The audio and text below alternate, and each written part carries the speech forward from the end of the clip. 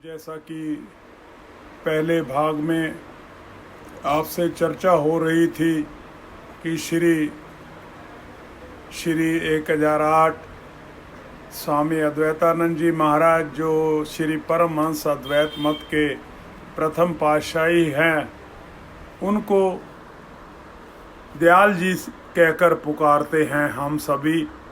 परमहंस दयाल जी, दयाल जी उनका नाम कैसे पड़ा? क्योंकि उनके हृदय में जीवों के प्रति इतनी दयालुता थी, कोई भी कैसा भी भाव उनके पास लेकर आ जाता था तो वो बहुत जल्दी पसीज जाते थे।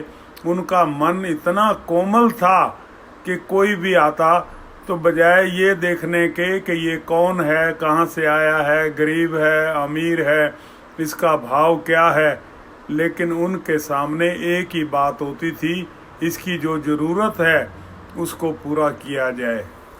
एक दफ़ा एक बूढ़ी औरत जिसकी उम्र कोई 90 बरस की थी, वो आपके पास आई और रोने लगी, महाराज मेरी मदद कीजिए।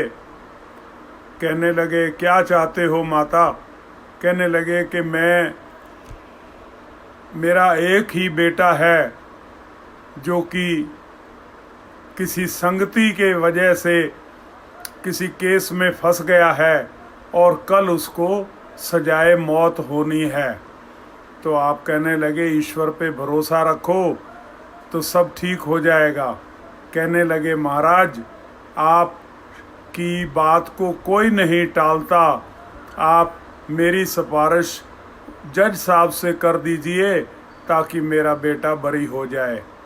देखिए कहाँ एक फ़कीर और कहाँ उनको कह रहे हैं कि आप जज को सिफारिश कर दीजिए। कहने लगे भाई मुझे तो पता नहीं है वो कहाँ रहते हैं, कहाँ हैं। तो कहती है मैं आपको ले चलती हूँ।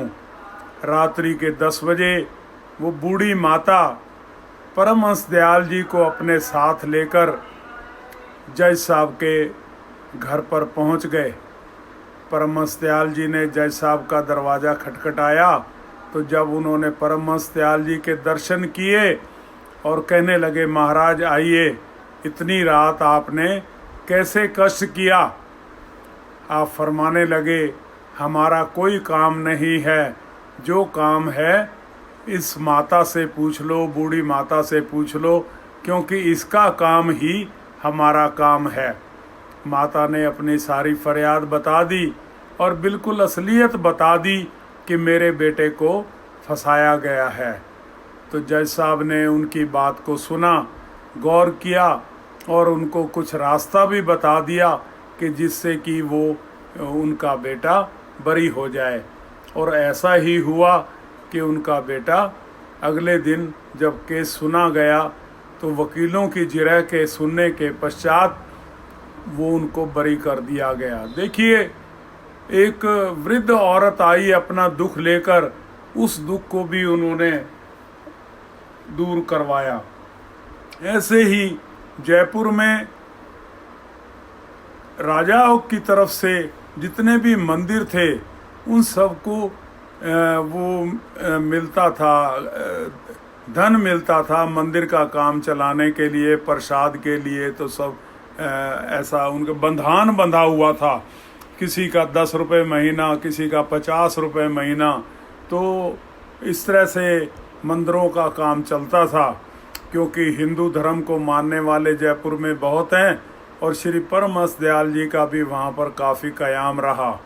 तो एक दफ़ा स्वामी दयानंद जी का जयपुर में आने का प्रोग्राम था और राजा साहब से उनकी मुलाकात होनी थी। मंदिरों के जितने भी पुजारी थे वो सब इकट्ठा हुए।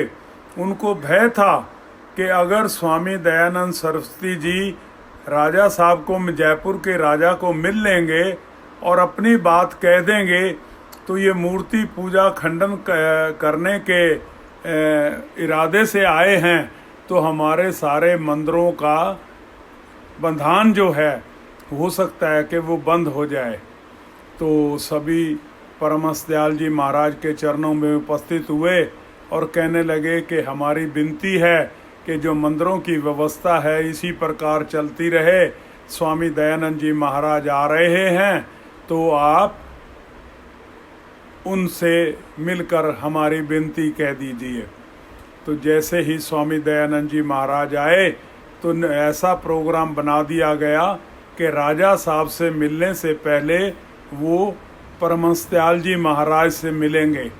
सो जैसे उनको मिले तो परमहंस दयाल जी ने उनको समझाया, देखिए स्वामी जी, आपने जगत कल्याण के लिए बहुत काम कर लिया, अब आपके पास समय कम है, इसलिए आप अब अपने पास अपने बारे में सोचो और जितने भी काम हैं इनको आप छोड़ दो यहीं पर।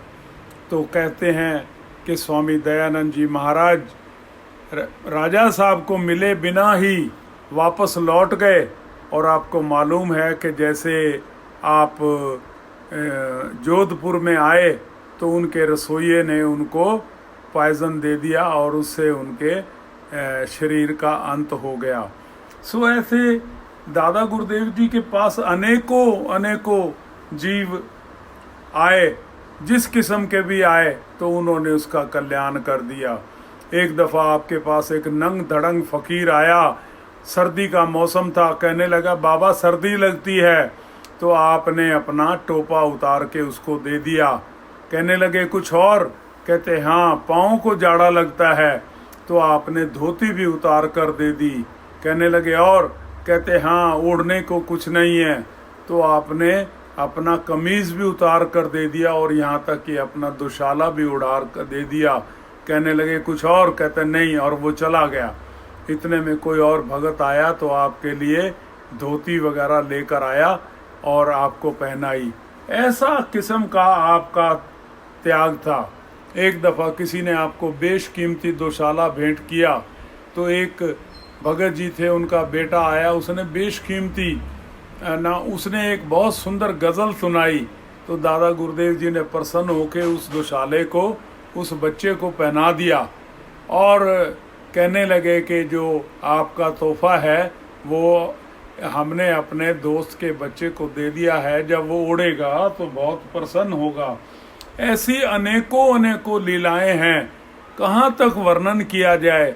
किसी का दुख देख नहीं सकते थे और जो भी उनके निकट आता, भाव कुभाव अनख आलस से जो भी उनके निकट आया उसका उन्होंने कल्याण कर दिया। बोलो जयकारा, बोल मेरे श्री गुरु महाराज की जय।